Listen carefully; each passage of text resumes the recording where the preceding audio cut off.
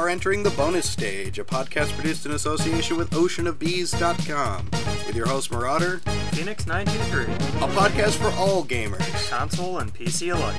Welcome to Bonus Stage. Hello and welcome to Bonus Stage, a podcast produced in association with oceanofbees.com. As always, I'm your host Marauder, and sitting next to me is my friend Phoenix 923. Greetings, peeps. And as we all know, in this episode, we're not wearing pants. Never have, never will. Anyway, we're going to move along and check out what's brand new on oceanofbees.com. If you guys want to check it out, it's right on the screen right in front of you. It's www.oceanofbees.com. Still am unsure of what the name actually means. Something. Just can't quite put my finger on it. Has to do with flying insects, you know, that kind of thing. And water. The But two in mix well. space. But in space. Yeah, I hear the website's going to get a redesign soon. Cool. So hopefully it makes a little bit more logical sense. Alright, so we have two new videos up on the site, both by the PC Inspector. The first one is a 1 year of the Inspector Top 10 Jenkin moments. Basically, top 10 moments involving his butler. Best butler around. Oh yes, much better than all the others. Some really good moments there, and again, you vote on it, and then he does something with it, with the winning choice. Yep. So, go ahead and check that out and vote. It'll be fun. And the last video that's new is the People's Choice facial expressions. Basically, the people who voted on which one of the 10 facial expressions the PC Inspector has made over the year, he then holds it for a minute. It is actually a lot better than I thought it would be.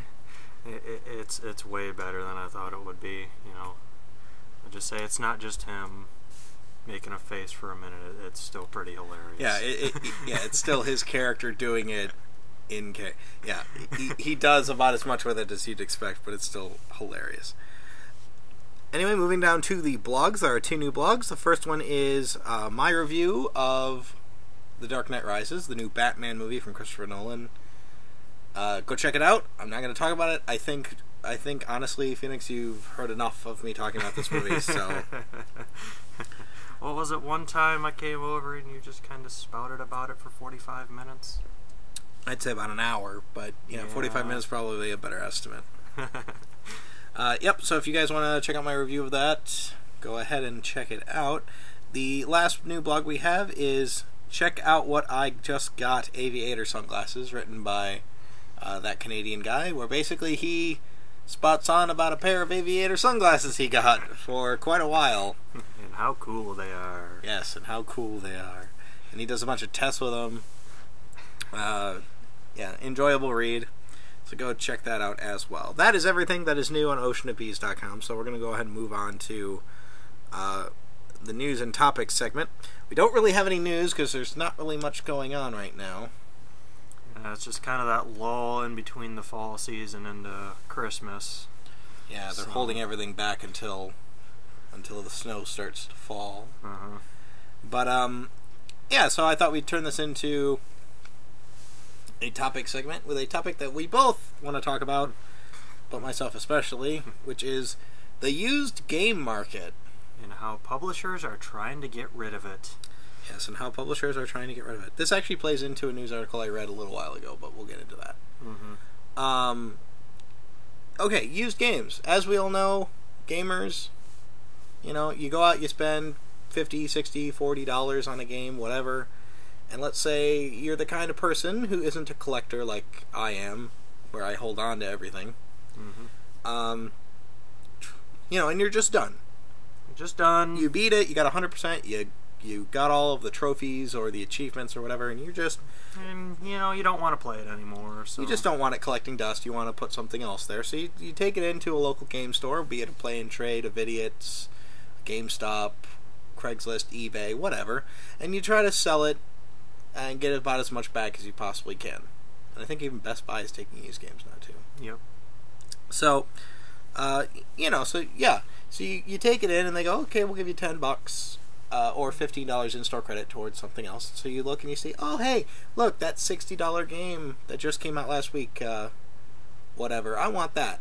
Okay, so put my $15 credit towards that, and you pay the rest, and you take the game home, and you got yourself a new game. Well, of course, back when I was a kid, that's exactly how it worked. You would end up going into a store, and you would trade in your game to get other games. Granted, I rarely ever did that, if any, or if ever. I've only done it a couple times, and there was only one time I did regret it, was when I sold back my copy of Shadowrun for the Super Nintendo. But no, I went through and beat that game like 3 times, and I thought I was done with it, but then I just realized, oh crap, that game's kind of rare. Yeah, the game's not exactly easy to come by. Okay, basically the problem here is publishers don't want you buying a used game, because GameStop, what they do, for example, everybody does this, but let's take them for example because they are the biggest one, is they take your game and they give you credit and you buy another game. Well, they take your game and they put it out on the shelf, and somebody else comes along and says, oh hey look, that game's only $20 used, rather than $30 new. And so they buy your used copy, they take it home, they play it, and they enjoy it, and from there on they might come back in and trade it in for credit, and there's a never-ending cycle essentially. But the problem is that the publishers aren't making any money on that used game sale. When they sell it back to you, yep, the publisher doesn't get any of that money because it's already been sold. Now, obviously the publishers want a piece of this because it's essentially money that they feel they're entitled to. Which I don't think they're entitled to, because they already made the money on that purchase. Right.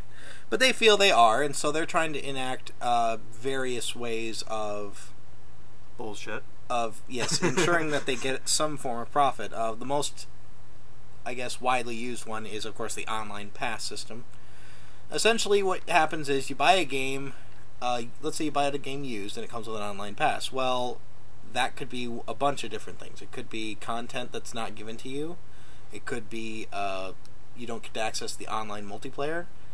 Could be certain sections of the single player you just can't play. Yeah, it could be parts of the game locked off to you, areas you can't explore, and essentially you have to go online and pay $10 to download some sort of quote-unquote download. Yeah, to download basically a key that unlocks that portion of the game for you. A game that did this that really pissed me off was Batman Arkham City. I got Arkham Asylum on my PC through Steam, and I was really excited when they started to talk about Arkham City. And one of the things that they kept touting was Catwoman as a playable character. Yep. And she's on the back of the box, and she's very heavily promoted. One of the main attractions to the game. Yeah, and I personally was like, oh, that's interesting. That's really cool. I'd love to play that because I adored Arkham Asylum. And then I found out that the game actually keeps her locked away under an online pass unless you bought it new. So if I go out and I try to buy a used copy of it for whatever system I feel like, I'd have to pay an additional $10 to unlock Catwoman. Now, this is not necessarily something that I support, because if you're going to promote that heavily, yep, the fact that she is in the game, and then take that away from me because I want to save $10. Well, okay, let's get down to bare tax on this. Games are expensive. Yes. Period. Mm-hmm. Games are really expensive, both to make and to purchase. Yep. You spend upwards of $100 on a game. As a kid, just thinking, one new game, well, that's $60, but let's say that there's like 2 or 3 games out there new that you want to get. Well, that's $180 there. That's a lot of money to be spending on 3 things. Especially games that you probably won't get the amount of playtime you really hope for. Yeah, everybody only has X amount of expendable income to spend on movies and games and frivolous things, Yep. And so, as a gamer, it's very important to basically save every single penny you can to get as many games as you can so you can play as much as you can. So, the fact that they're punishing people for saving money just blows my mind. Now, granted, a lot of times you could probably wait for a game to to fall to a $20 price point. But let's say you're a huge Nintendo fan and you want to go out and you want to buy the new Mario game or the new Kirby game or something. That game is going to stay at the highest price point forever. I mean, heck, Mario Galaxy didn't drop until they released just last year. Their Nintendo Selects selection, which I like the fact that they're $20. You know, I think that's kind of fair for, you know, their games. Especially that they've been out on the markets for so long. Yeah, but I don't know. It's just cosmetically, I like the white box. No, I'm with you on that. You I don't like the player select box at all. But you know, it's still $20, so you know you'd pick it up if you didn't want to pay the whole $50, which is great. You know, but now the thing about this is a lot of people are when they argue against this, like we are. Yep. I'm against it. I'm against it fully. I think once you make the sale, you make the sale. I mean, it's like any other industry. A lot of people make a comparison. When a game only sells, let's just say 300,000 copies, that's how many copies it's worth to the players to buy new. You know, if you wanted to make like a Battlefield that sold millions upon millions of copies, well, that's how many players wanted to buy that game new because they really wanted to play it. And you know, then they get these games which only sell like, you know, maybe 250, 300,000 copies and they don't get their money back. Then they try to go, well, we need to still make more money on this. One game I know that did that was Kingdoms of Amalur Reckoning. Yes. Which was a game that they said they wanted it to sell 3 million copies. That's a pretty lofty goal. Like I think I said this before on the podcast. Yep. And you know, I might pick that game up. I'm gonna pick the game up down the road. You know, when it's cheaper. But because they didn't meet that mark, what was it? EA. Yeah, Electronic Arts shut them down. Electronic Arts shut them down because they didn't make the mark, and that sucks. You know. Yeah, it's always a shame when a company closes. I mean, I don't want companies closing, but look, okay. But the thing is, like, people talk about it like the used car market. Like, you buy a car, you drive it for a couple of years, and you sell it back to a dealer. The dealer then can resell the car. Well, the dealer doesn't have the option of say, oh well, did you want an engine? That's an extra $100. Yeah. That's essentially what they're doing with these games. Is, oh, I'm sorry, especially on Xbox. I mean, it's not that big a deal on PlayStation for online, or the Wii, because those services are free. Mm-hmm. But on the Xbox, you're paying $50 a year or more for Xbox Live Gold service so you can play your games online. So when you go out and you buy a game that has an online pass that locks away the multiplayer, and let's say it's a game like, I don't know one that specifically uses it, but let's assume let's assume it's a Halo game or a Medal of Honor or something, or a Call of Duty, something that the multiplayer is a big draw, and they lock that away from you with an online pass. It's like, but I'm paying to play my games online already. I'm already paying for my online, so now I have to pay again, which is an extra $10, $15, whatever they charge. I mean, I know Sony has the PlayStation Plus service that you can pay for that gets you like free games and discounts and stuff.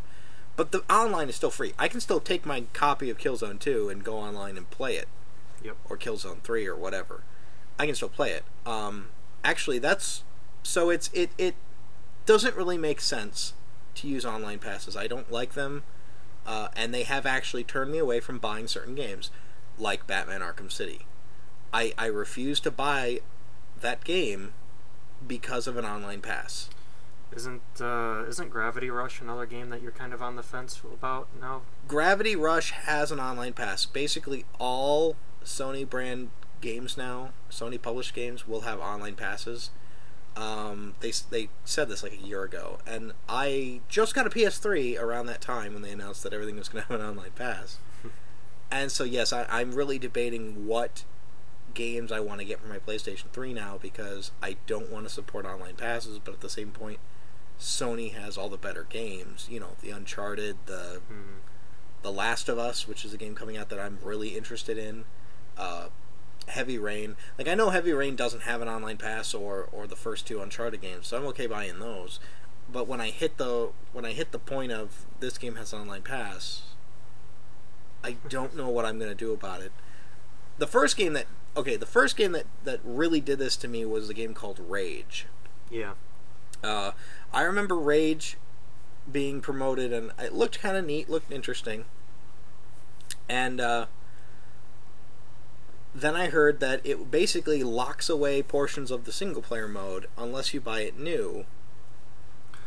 The developers tried to play this off as, well, there are areas that you don't necessarily need to go to beat the main quest. I don't know, I never played it because I don't support what they did with it. But still, you're locking away the whole game. You know, you're not buying the whole game whenever you buy it used. And it's utter crap that they're trying to pull this to try to squeeze that extra $10 out of you when really they've already made their money on that specific sale. And like I said, it's getting more expensive to be a gamer than it needs to be. Mm-hmm. Game prices really haven't changed much, but maybe they should. If development costs are rising as much as they are, maybe the price should go up a bit. Well, there's always give and take with that, though, is just if they do go up, then people aren't going to be buying a lot of games. What I think that they should do, which I do actually blame a fault on the gamers as well, is lower development costs, not spend so much time texturing a 10 million poly model of a character, and, go a little bit lower. Don't put as much detail as you need it to, because, I think the roundabout cost of a general AAA title is like $15-20 million. I think it's higher than that. Or more. I don't know. It's astronomical, whatever it is. It's a lot of money to be going into this, and then they have to make their money back. That's a hell of a lot of sales that you need to make just to make that little bit of money back, especially considering that the developer only makes a fraction of that new sale cost. I mean, look at I think that's why a lot of companies are liking the indie scene. They're liking the way you can just publish digitally. Yep. I, for one, I'm not against digital distribution within certain aspects, but I like having a collection. Mm-hmm. You like having that physical copy that you can hold in your hand. Yeah. And like games like Payday the Heist, which is, only available digitally, which I love that game, no doubt about it. Mm-hmm.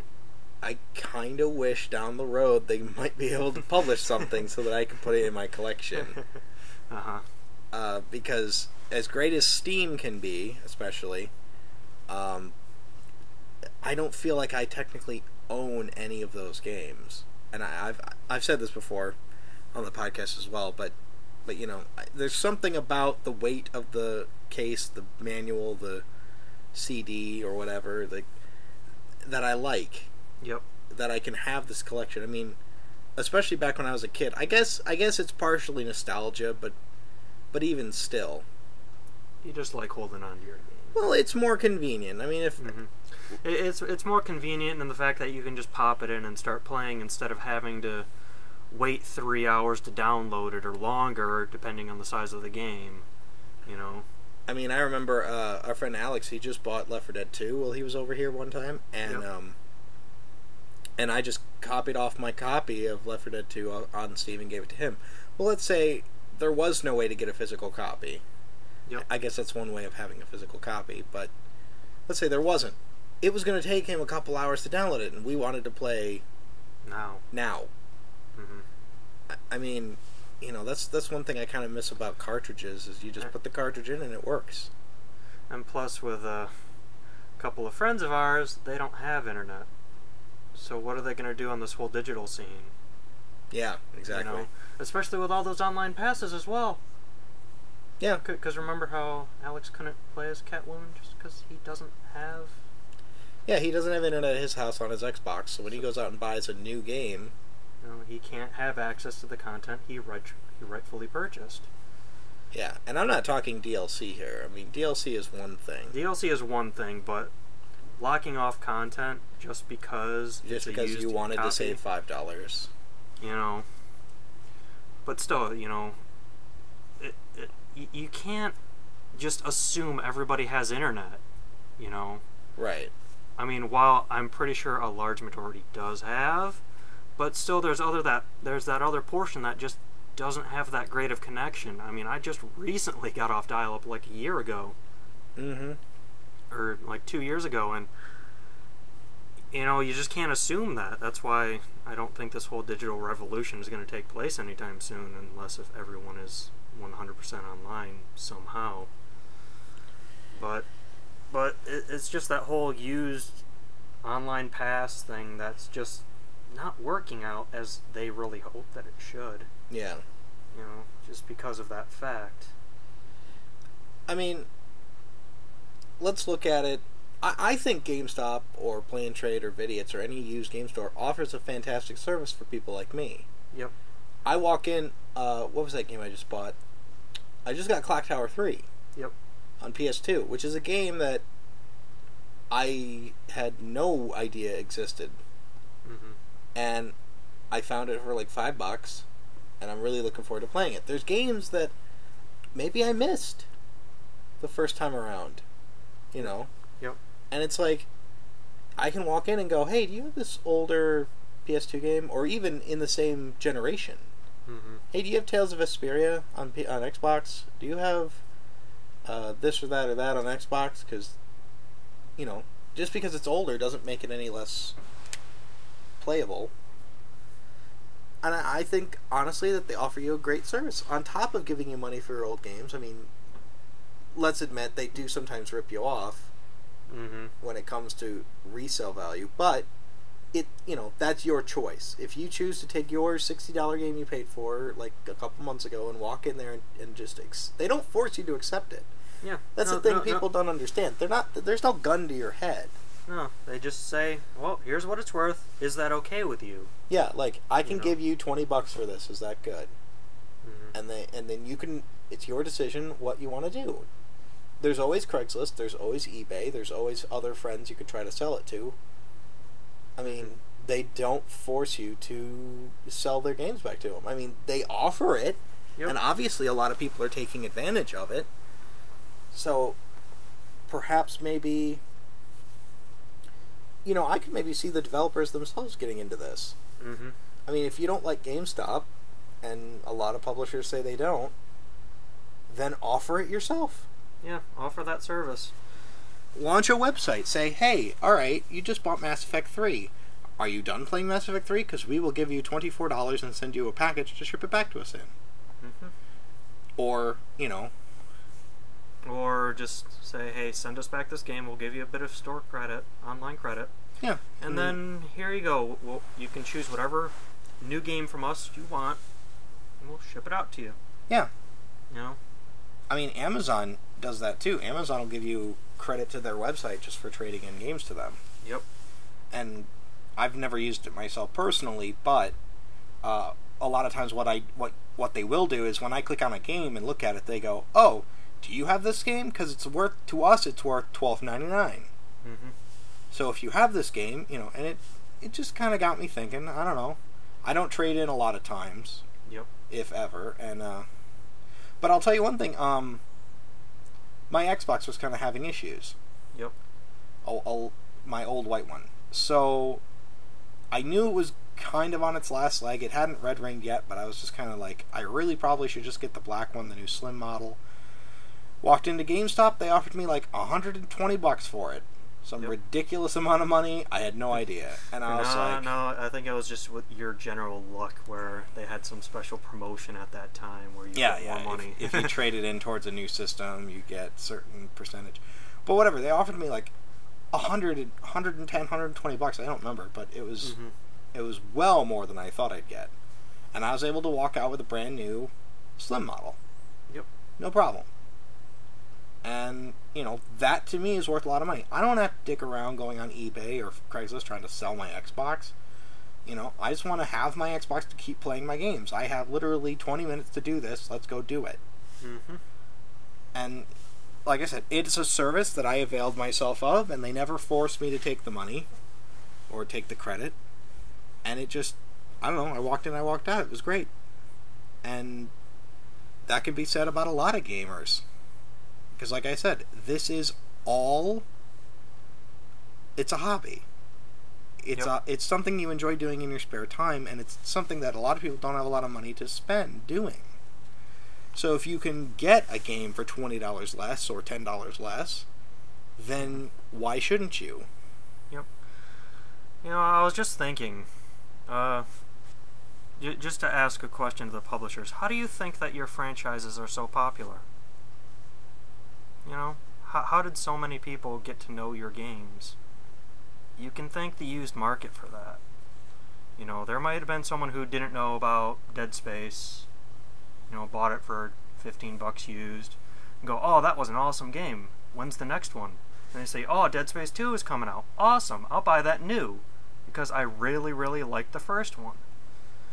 Oh yeah, I mean, you go on YouTube and people are talking up these games, and it's like, the game might be a couple years old, and you go out and you buy it, and it's like, oh wow, they were right.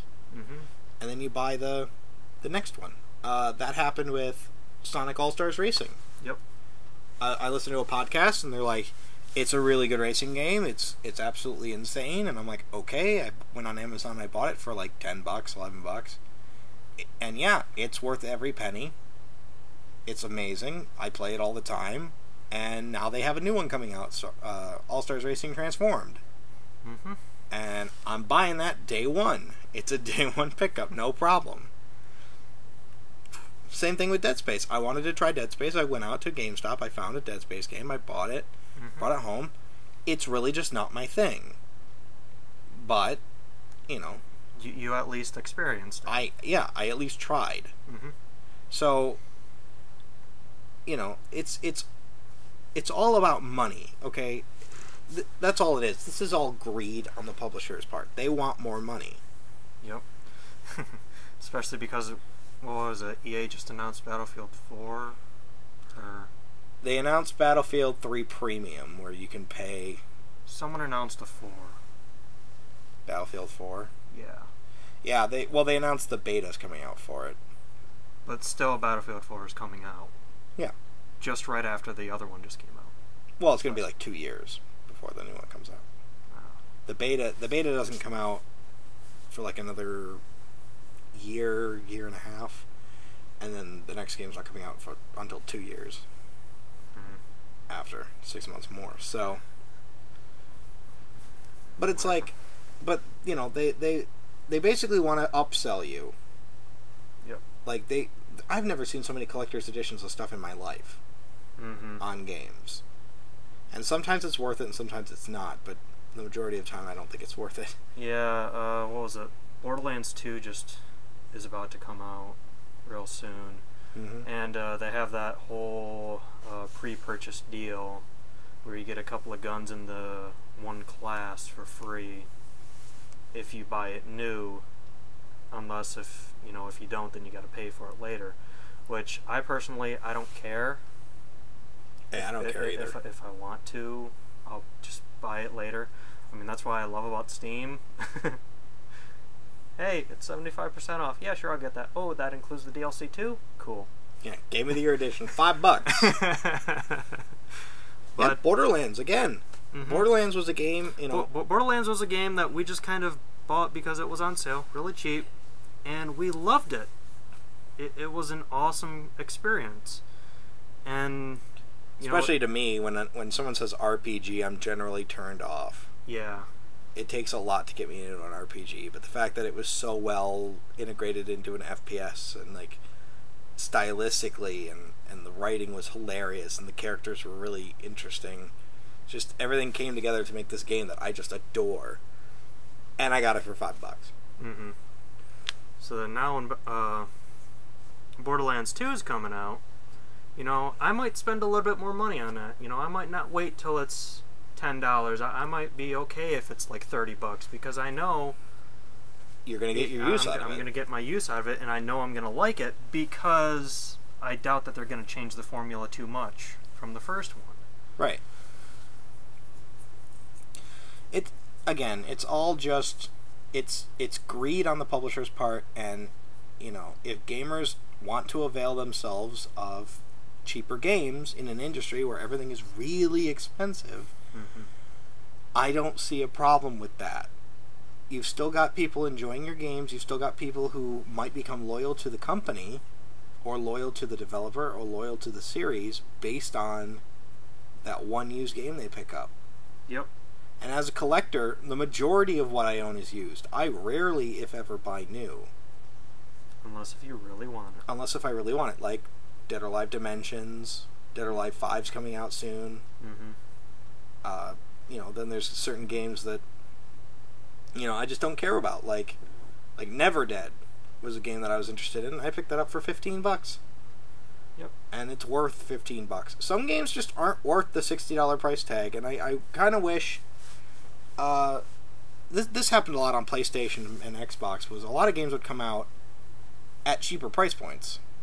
Like, there's a game called Phantom Dust on the Xbox that I absolutely love. That was a $20 game. Brand new. Like when it came out? Yeah. Hit the shelf, $20. Yeah. And I bought it because it was $20 and it looked interesting, and I'm like, $20 is $20. Picked it up, amazing game. NFL 2K5, I think it was on Xbox. $20. I picked it up because why? Because it was $20. I mean, if you want more people to buy new, then lower your prices. Sure, you're going to have to sell a little more, but it'll be all the more appealing to consumers that it's lower. Now, one area of gaming that doesn't have this problem is, of course, PCs, because PC gaming is so steeped in DRM and different ways to limit the usage to the gamer. However, I read an interesting article in, I think it was over in Europe somewhere, where they basically they passed a law saying that PC game downloads have to be resellable. Yep. I remember you talking about that. Yeah, and so even though I bought this game for $10 on Steam, what if I don't want it? What if I never get around to playing it? Or what if I played it and I don't like it? What if it came in a collection of games that, you just didn't really care to have in the first place? Yeah. Then maybe Steam could open up some sort of resale market on Steam where you throw the game up there and you say, here's my copy of Assassin's Creed or something. And let's just say that they keep track of how much you paid for it, so that, they wouldn't get gypped out of it. That'd be fine, too. Yeah. Yeah, like you put it up and they go, this game was bought on such a date for $4.99. You can buy it from this guy for $2. Now, out of that $2, Steam might take 30%. Everybody's taking 30%. Yep. That's, what is that, 60 cents? $2? Yeah. Yeah. That's 60 cents. So Steam takes 60 cents. You get $1.40. You spent $5 on it. You got $1.40 back on it. Not too bad. Yep. Or maybe they could just give it to you in Steam credit. Like, you can have $1.40 cash sent to your PayPal, or we'll give you $2 Steam credit. Yep. And then what happens? People have all this Steam credit. So what do? They buy Steam games. Yep. I mean, it really doesn't seem like that bad of an idea. But, I don't know. I think used games are fine. I think publishers who try to gyp people on things are just being greedy. I think that if your game only sells 500,000 copies, then it only deserves to sell 500,000 copies. And if I can avail myself of a service that I can save money on with a hobby that already is straining the wallet, and let's not even talk about Steam sales and how much they destroy my wallet, I think there's more positives than negatives, and I think that publishers are just blinded with dollar signs. They see money and they want it. I mean, it's just I'm afraid that down the road, no publisher is ever going to, well, publish a game unless if you just want a digital download of it. Unless if you prove that you can actually sell as many copies as you can, like Battlefield, like Call of Duty. You know, they're not gonna touch it. You know, think of Amnesia: The Dark Descent. That game is amazing. But when it came out, I doubt anyone really wanted to publish that because they weren't sure how much they were going to make on it. Well, it's a horror game in an industry where horror games don't sell. Because too many people buy too many first-person shooters. Right, exactly. Like, you know, it was RPGs back on the PlayStation. Now then it was, you know, action games and stuff on the Xbox and PS2, and now it's first-person shooters on all the newer systems. Just first-person shooters. Yeah, a lot. Mark is way too saturated with first-person shooters right now. Yeah, I agree. So, you know, I wish publishers would just learn to deal with it like every other industry has to deal with it. And has dealt with it. Because I think you're hurting your image. I think you're hurting the consumer, and I think you're just making yourselves out to look like jerks. Mm-hmm. And, you know, I've said this before, but Capcom will never see another penny of my money as long as I live. Because I don't care. Because the company... They utterly destroyed our trust in them. Yeah. Utterly. I mean, you know, it's like any other business. Some people, you know, you want return customers. And the way you get return customers is you treat them with respect. And online passes, as far as I'm concerned, show a great amount of disrespect. And apparently you don't want my money, because if you did, you wouldn't put these online passes in your games. Mm-hmm. Plus it shows that you don't have a real amount of confidence in your own game. Yeah, you don't think your game can sell 1 million copies? Oh, well, okay. Well, here's an online pass that we can just get a little bit more. Yeah. I mean, already I'm like I said, I'm straining on trying to buy Sony games on EA. I don't think EA is as bad as everyone says they are. Yeah, I still buy their games. It's just I kind of wait. Yeah, but they have online passes now, so it's even less likely I'll pick them up. Mm-hmm. Yeah, well, that's my rant. Get rid of online passes, and you'll see me buying more new games. Try to cut the cost of your game development so that you don't have to sell that many. You know, release, just as a test, release a AAA title, $40. Yep. I mean, if you Battlefield 3 and Call of Duty, what was it? Modern Warfare 3? I can't remember. Whatever the Call of Duty was that was coming out. Whatever one it was. That was coming out against Battlefield 3. You know, Yeah. What if Battlefield 3 came out at $39.99? Yep. I believe they would sell more copies because way more copies than what they would have already gotten. Yeah, because the people that go in go, oh, that one's $20 less, and it's just as good. Bye. Mm-hmm. But anyway, that's the end of that rant for me. All right, we're gonna move on to what we've been playing recently. I guess I'll start this one. I haven't been playing much, so this will be quick. Been playing more Killing Floor on PC. Still really liking that. Thank God your saves did save somewhere else. Oh, yes, thank God my saves are still there. Yeah, so still having fun with that. Payday the Heist just updated with a new map. The No Mercy Hospital from Left 4 Dead. So... Completely free. Completely free. So, got some new masks, got a new level, and we're trying to get that down to a science, like we have all the other levels down to a science. Except for Heat Street, which has no rhyme or reason. Bullshit. Yeah, But, which is just digital bullshit. Let's see. I played a lot more Vanquish on Xbox. Really liking that game. Hilariously fun first-person shooter. And it's hard. It's getting very difficult. And I'm liking it even more because it doesn't hold your hand. Like, you saw the spider battle? Yeah. That then turned into a giant towering robot?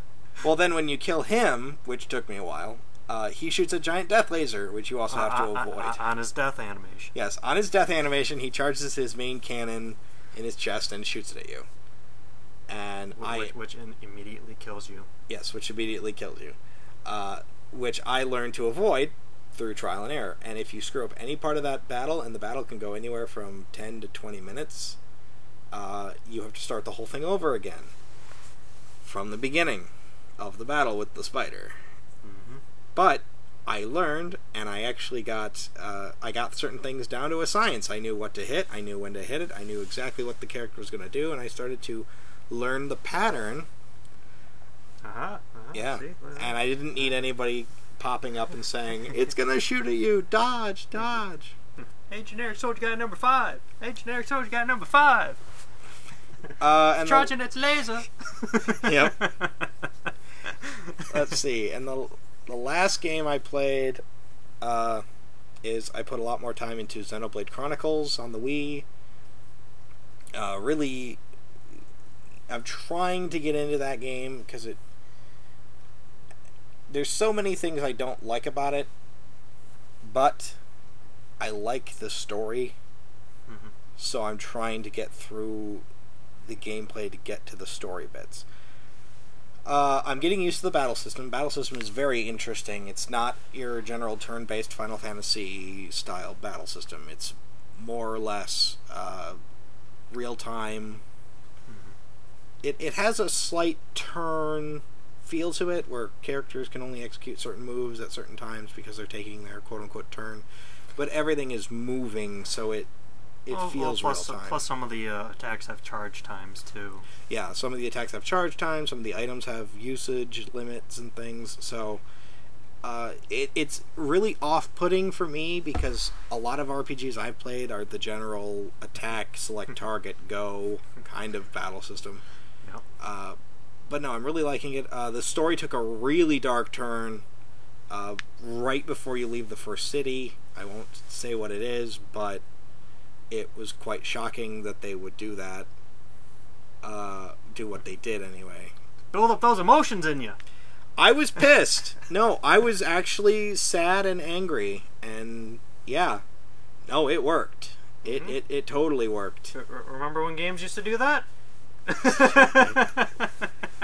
I'm sorry, it's just these stupid first-person shooters are pissing me off. Well, the first-person shooters can do that. It's just not as common because everybody has to be a macho. First-person, chest-high wall, crouching, macho boy, nothing phases him, gritting his teeth the entire ride.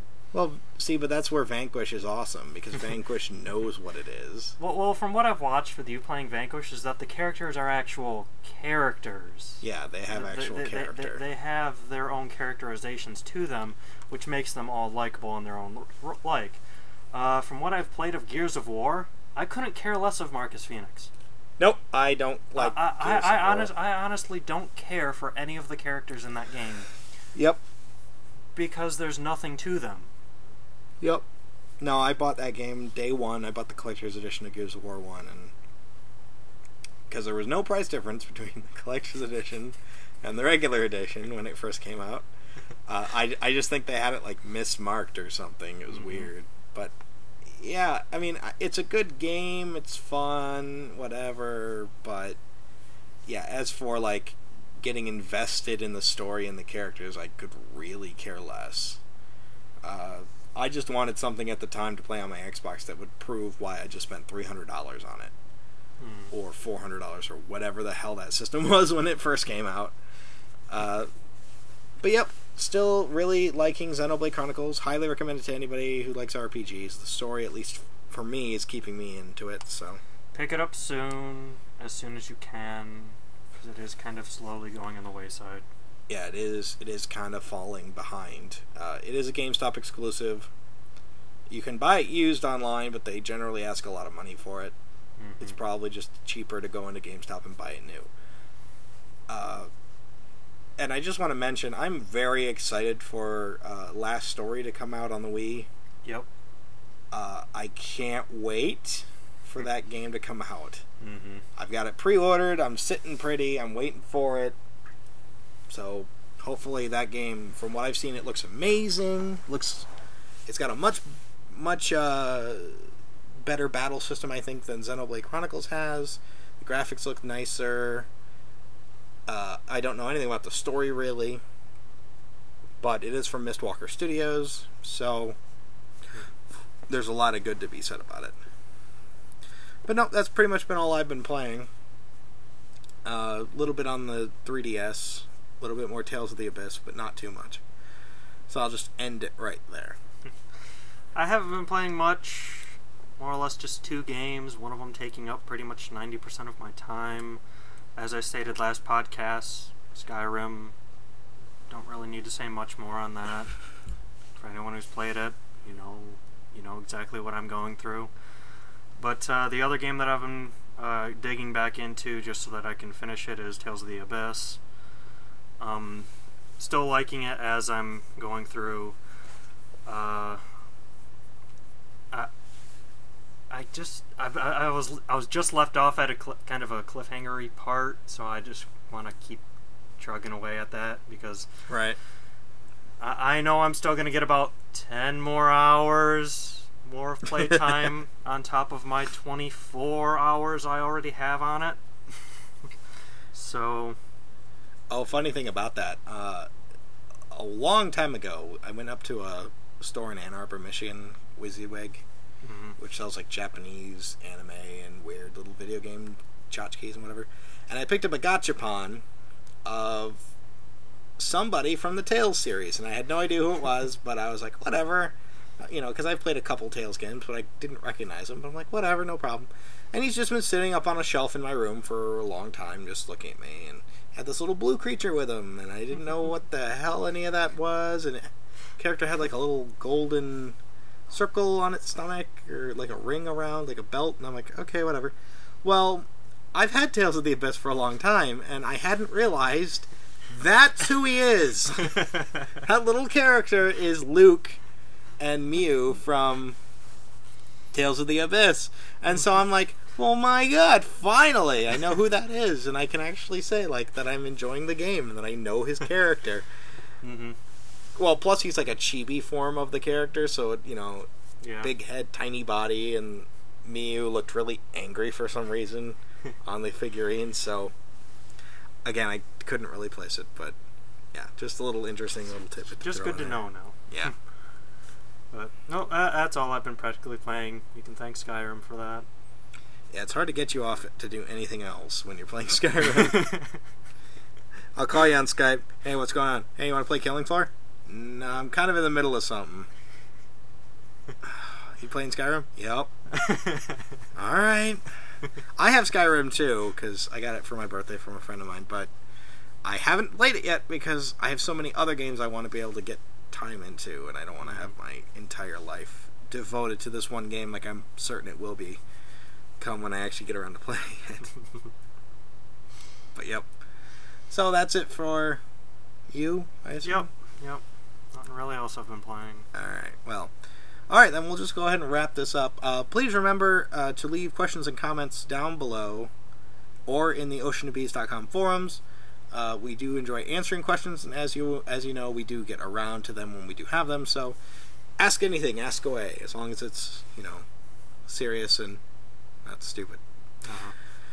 And also, the members of oceanofbees.com are still taking donations to fund the website for the next 3 years, so if you feel like donating, please do. If you enjoy any of the content on the website, or this podcast in particular, please do. It's greatly appreciated. Not mandatory or necessary, but greatly appreciated. Anyway, so that'll do it for episode 10 of Welcome to Bonus Stage. As always, I'm your host, Marauder. I'm Phoenix 92. And we'll see you guys on the next Bonus Stage.